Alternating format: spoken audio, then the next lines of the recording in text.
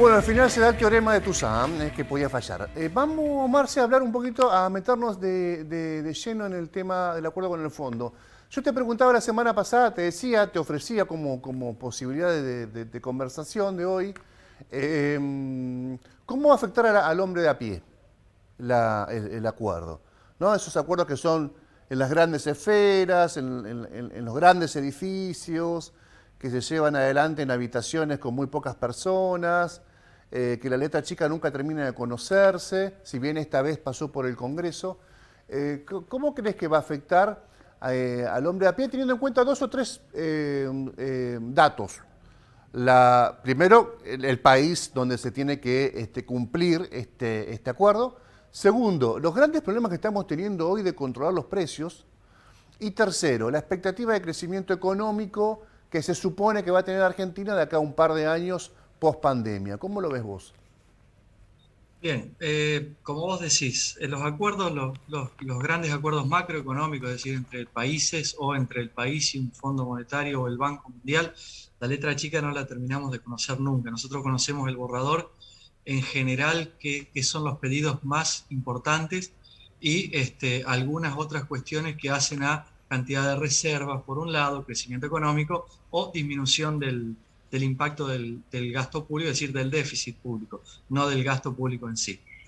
Yo creo que para el primer análisis de lo que vos me estás preguntando, cómo va a afectar al hombre de a pie, y en la primera medida es lo que ya habíamos hablado. De alguna manera hay que reducir el déficit público.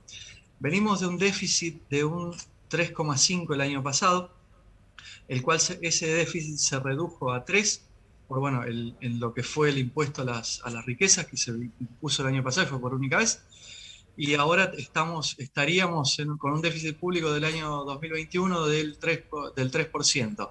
Necesitamos en el 2022 bajarlo al 2,5%.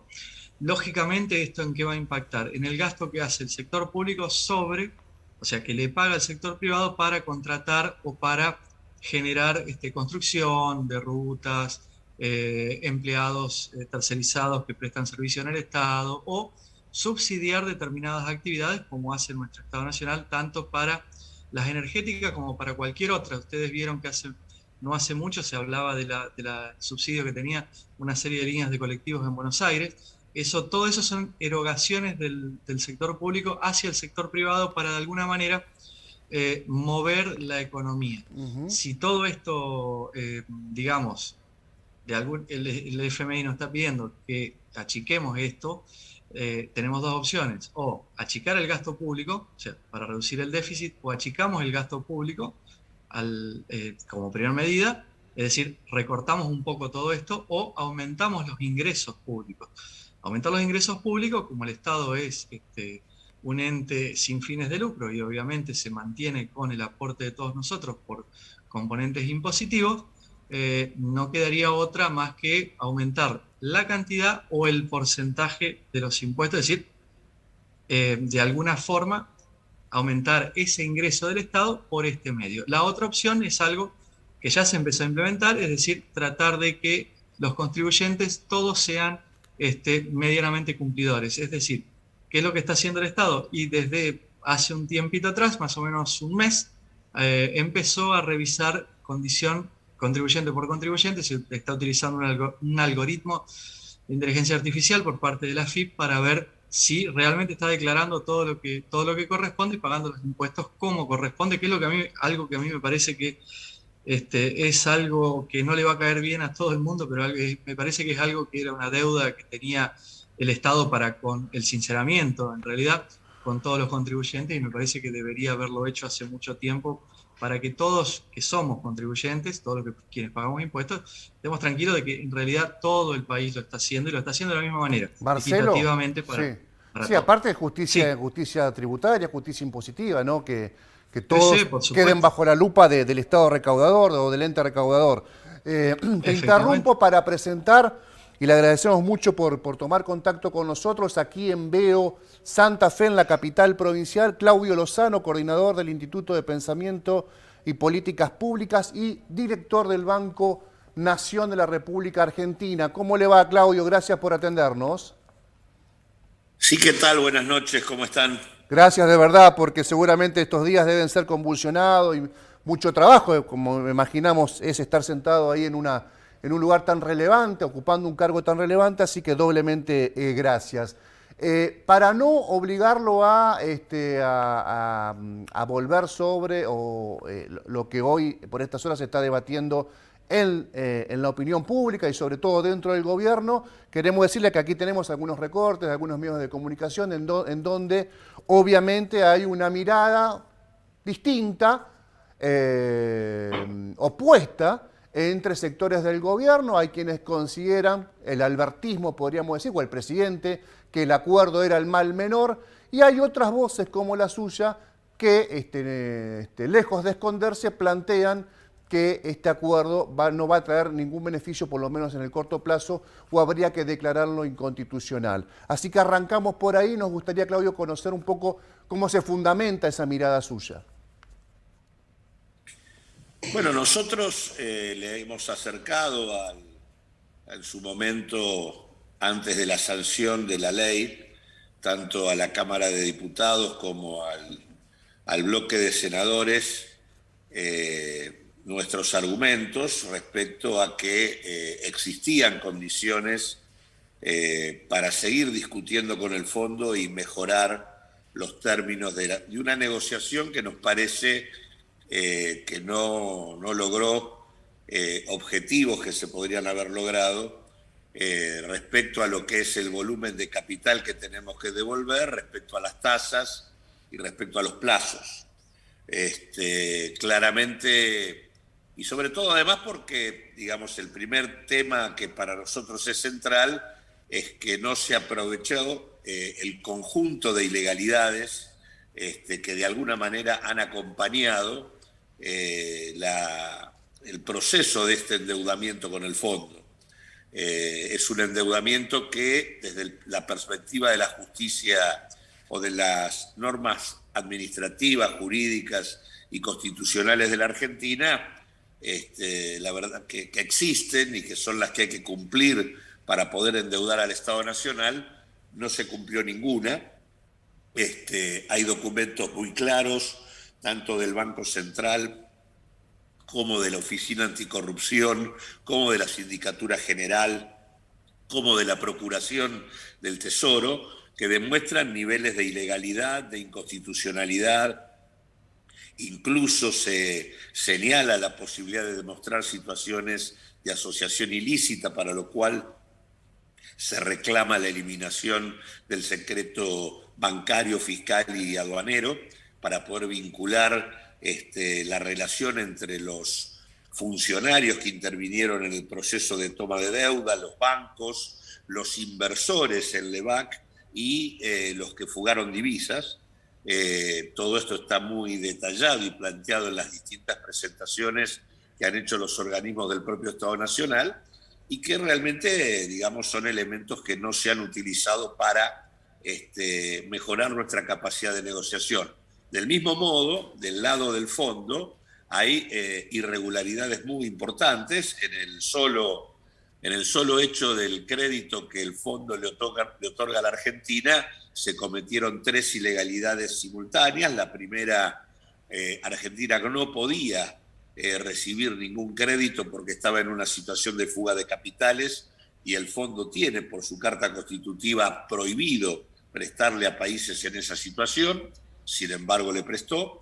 En segundo lugar, Argentina tiene un tope para acceder al crédito que es de 23.000 millones de dólares aproximadamente. Los topes en la relación de los países con el fondo están puestos en función de la cuota que cada país paga, y en función de la cuota que Argentina paga no podría haber accedido a un crédito superior a esto. Sin embargo, se le prestaron 57.000, de los que entraron 44.500. Y en tercer lugar, el fondo está obligado, si constata que los dólares entran por una ventanilla y se van por la otra, está obligado a interrumpir la asistencia financiera al país. No hizo nada de esto, violentó sistemáticamente todas sus normas y reglamentos, y consecuentemente esto le permitiría a la Argentina, de acuerdo al derecho internacional, haber llevado el caso a la Asamblea General de Naciones Unidas y haber en ese marco discutido cuál era el capital que la Argentina tenía que devolver.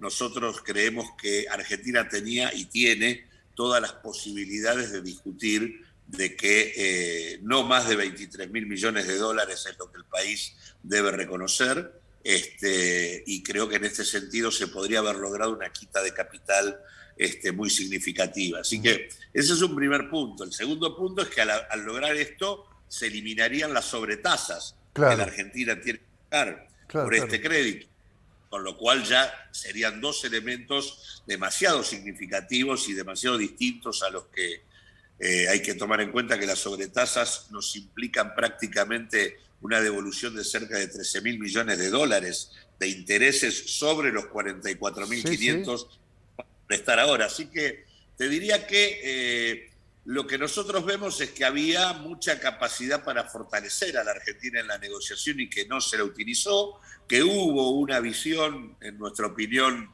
de buscar pensar de que el fondo iba a ser una suerte de socio en la negociación y en la solución de este problema, cosa que no ocurrió, y que luego de 2 años de negociaciones nos encontramos no solo con que no nos dieron nada, no hubo quita de capital, no hubo reducción de sobretasas, no hubo alargamiento de plazos, sino que a la vez nos han puesto una suerte de cogobierno de acá al 2034 con unos 10 revisiones trimestrales en los próximos 2 años y medio, que son muy duras, en donde hay un compromiso de ajuste fiscal y monetario, y un contexto donde la Argentina va a una tasa decreciente en materia de crecimiento, y con el agregado de un conjunto de compromisos que, lejos de permitirnos resolver el problema inflacionario, más bien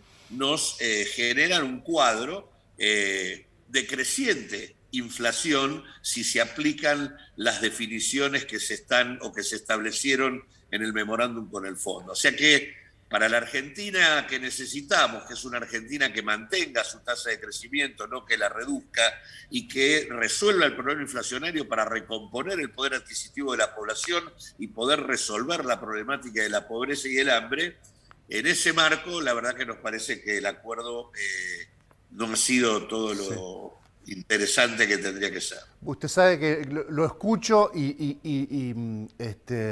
recuerdo una entrevista que tuve con Alejandro Olmos allá por enero, febrero, un experto, él y toda su familia, un experto en el estudio profundo de la deuda pública y de la relación de Argentina con el Fondo Monetario. Él decía lo mismo que usted planteaba, que Argentina tenía todas las condiciones para ir a los organismos internacionales a plantear todos estos desaguisados que usted describía, sin que esto sea una postura romántica, ¿no?, del asunto. Era una postura realmente que tenía mucho fundamento en la cuestión legal y en el derecho internacional. Quiero sumar, Claudio, a mi amigo y colega Marcelo Viso, que es nuestro columnista en temas económicos, que quiere hacerle una consulta, si puede ser. Claudio, sí, buenas noches. Sí, ¿qué tal? ¿Cómo estás? ¿Qué tal? Antes que nada, bueno, felicitarlo, una muy buena exposición, realmente de puntos que son internos, es lo que hablábamos hace un ratito, de que uno conoce la letra gruesa, pero no conoce la letra chica de un montón de estos acuerdos y las situaciones y los entreterones que se dan en toda negociación. Y con lo que usted nos está diciendo, nos está echando luz sobre un montón de cuestiones que la mayoría de la gente no las tenía en cuenta y no las conocía. Ahora, la pregunta es muy simple. Usted ha planteado cuestiones que son puntuales, es decir, con documentación, con pruebas, con una serie de argumentos y cuestiones argumentales que van más allá de lo que, bueno, después se decidió, se planteó o se terminó negociando. Yo pregunto, al tener todo este caudal de probatoria, digamos, para poder negociar distinto, ¿usted dónde piensa que radica la problemática? ¿Por qué no se negoció? ¿Por qué no se fue a ese organismo internacional y se pidió sobre todo esta disminución? Realmente, usted tiene razón, todos tenemos un límite crediticio, la Argentina o yo personalmente tenemos un límite y del cual ningún banco ni entidad financiera se va a pasar. Eso partiendo de la base y siendo muy simple, digamos, en el análisis. ¿Cómo puede ser que nos dieron el doble y del doble ingresó bastante menos, porque fueron unos 12.000, 13.000 millones menos de lo que deberían haber ingresado? El 57 ingresaron 44. ¿Y cómo es la cuestión? ¿Por qué no se hizo? ¿Dónde recae la responsabilidad? Porque esto lo terminamos pagando todos, lo pagamos todos nosotros, digamos, al acuerdo, mediante el aporte impositivo, mediante el ajuste, mediante una serie de cuestiones, ¿no? Sí, yo creo que hubo un enfoque equivocado, que creo que es que gobernó la negociación, que tuvo al frente al ministro de Economía, que por lo tanto es el principal responsable en ese sentido. Y ese enfoque tuvo dos debilidades. La primera es no percibir que no estábamos frente a un crédito más del fondo. O sea, no era un stand-by tradicional por su magnitud, por su importancia. O sea, el fondo terminó dándole a la Argentina prácticamente más de la mitad de la totalidad de su cartera crediticia. Algo inusual.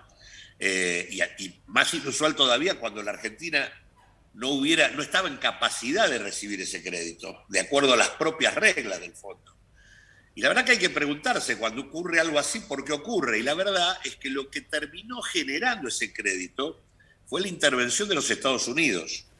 Y los Estados Unidos fueron a fondo y desarticularon las reglas del propio Fondo Monetario Internacional para canalizar un crédito a la Argentina, un crédito que se le dio a Macri, pero cuyos vencimientos caían sobre el gobierno siguiente, no sobre el gobierno de Macri, porque es un crédito dirigido a mantener a la Argentina dentro de las reglas de la política norteamericana en la región. Es un crédito de control sobre el rumbo, de obligar al país a discutir el rumbo que va a seguir. O sea, a trabarle la posibilidad de una estrategia soberana de desarrollo. Por lo tanto, es un tema muy severo. Incluso se plantea con las revisiones. Todo esto está sujeto a revisión y a control. Claro, por eso lo que digo es, creo que el primer enfoque no se entendió la relevancia que tiene este crédito y la importancia de discutirlo muy a fondo para poder recuperar capacidad y autonomía en el desarrollo. Y el segundo es el que dije antes. Se confió en una idea de un fondo monetario distinto, nuevo, supuestamente cómplice de la Argentina, que iba a acompañar una solución más favorable, y la verdad es que lo que quedó claro es que no hubo ni reducción de capital, no hubo ni eliminación de las sobretasas, ni alargamiento de los plazos. Y no los hubo porque se encorsetó la negociación en los marcos que el propio fondo planteaba. Había que correrse de esos marcos. Y para correrse de esos marcos uno tiene que tener apoyo interno. Para ahí servía ir a fondo en el tema de las responsabilidades que había con lo que había ocurrido, porque entre otras cosas, además, al identificar responsables y beneficiarios, también identificamos quiénes son los que tendrían que correr con el mayor aporte para afrontar los pagos.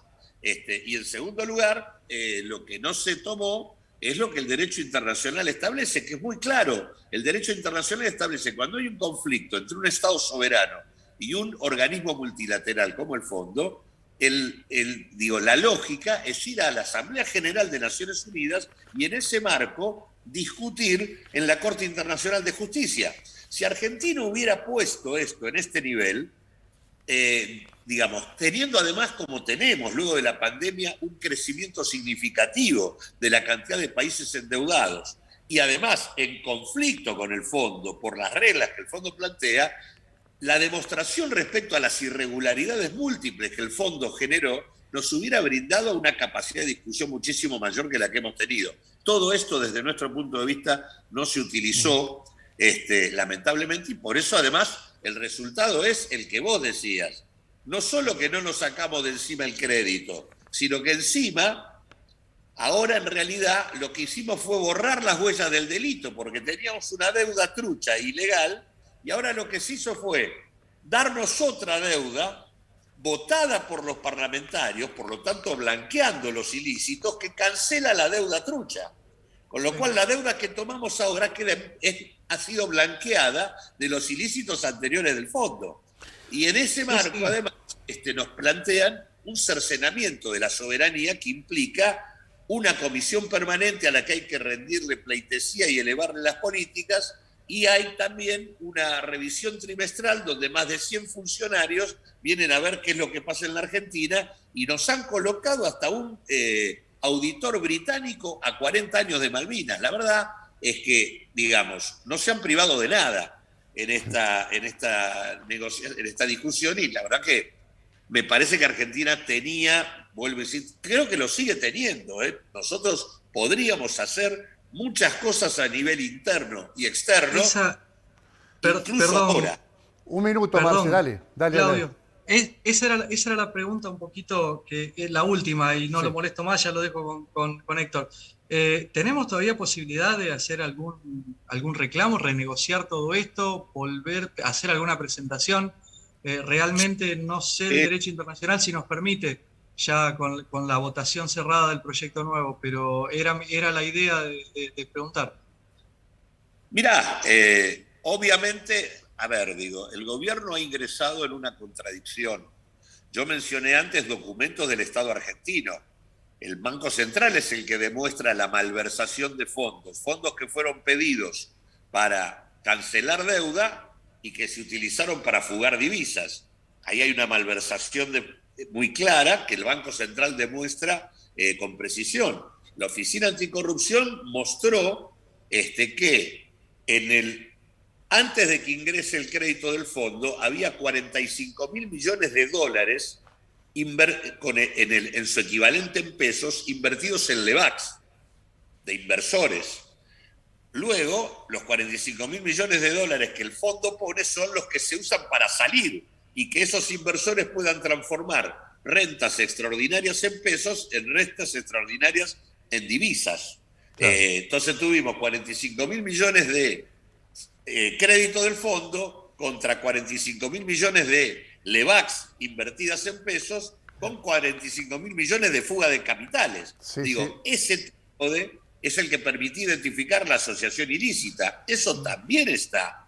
Nada impide avanzar en esto, como nada impide que la Argentina, aún habiendo hecho esto que acaba de hacer, vaya a la Asamblea General de la ONU y diga: veamos cómo ha sido este trato que nuestro país recibió. Claudio. Acá el fondo dice: yo no te alargo los plazos, no te bajo las tasas, ni te reduzco el capital porque mi estatuto no me lo permite. Y resulta que nos dio ese crédito violando todo el estatuto. Entonces, ya se necesita un debate un poco más profundo, y creo que tenemos elementos como para, más allá de lo que se hizo hasta acá, mejorar la situación, sobre todo porque tenemos una perspectiva de acá para adelante complicada, porque el acuerdo que se hizo ya está viejo. Uno de los ejes principales para poder lograr el ajuste que vos comentabas y bajar al 2,5 era reducir los subsidios a la energía. El conflicto Rusia-Ucrania impide que eso ocurra. No solo no vamos a poder reducir los subsidios, sino que se van a expandir. Y por lo tanto, ¿qué vamos a hacer en materia para garantizar las metas de las que estamos hablando? Acá se requiere una discusión diferente, porque lo que se dijo ya con el contexto mundial no se puede hacer.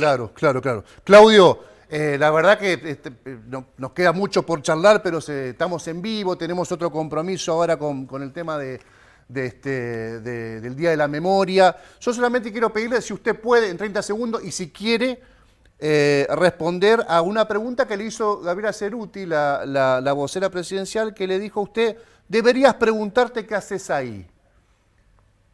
Bueno, lo que hago acá es estar a cargo del Consejo Consultivo de la Pequeña y Mediana Empresa en el Banco Nación. La verdad que venimos trabajando y recomponiendo el crédito en serio para este sector, por lo menos hasta ahora. Ahora vamos a ver qué podemos hacer en el marco del acuerdo que pide que subamos las tasas de interés y que hace más complejo el tema del financiamiento. Pero digo, la verdad que creo que hay una confusión grande acá. Nosotros somos un frente, el Frente de Todos es una coalición de fuerzas. Yo cuando estoy hablando y dando estas opiniones la doy como presidente del Partido Unidad Popular, que es un partido que integra, es uno de los 14 partidos que a nivel nacional integra el Frente de Todos desde su creación, y le hemos dado nuestras opiniones en función de tratar de apuntalar el mejor futuro posible para el pueblo argentino y en el marco de nuestro gobierno. Puede haber diferencias dentro del frente y las hay. El debate democrático a nivel interno fortalece, no es algo que debilite, todo lo contrario. Y por lo tanto no hay que mezclar una cosa con la otra, y tenemos la conciencia muy tranquila de que hacemos todos los días lo mejor que podemos en función del gobierno nacional que tenemos. Gracias, Claudio Lozano, por el contacto y por su tiempo. Muchísimas gracias. Igualmente, hasta siempre. Gracias. Claudio Lozano. Bueno, una gran entrevista, Marcelo, con el director del Banco Nación, es coordinador del Instituto de Pensamiento y Políticas Públicas y además es integrante de Unidad Popular, uno de los partidos políticos que conforman el Frente de Todos. Marce, te despido rápidamente. Sé que quedó mucho por conversar, pero vamos a retomarlo, porque todo esto va a implicar semana tras semana, todo esto que charlamos recién con Lozano y con vos, y que pudimos echar un poco de blanco, poner blanco sobre negro a esta discusión, que nos queda mucho por aprender. Marce, un abrazo y nos vemos el próximo miércoles. Un abrazo para todos, nos vemos el miércoles.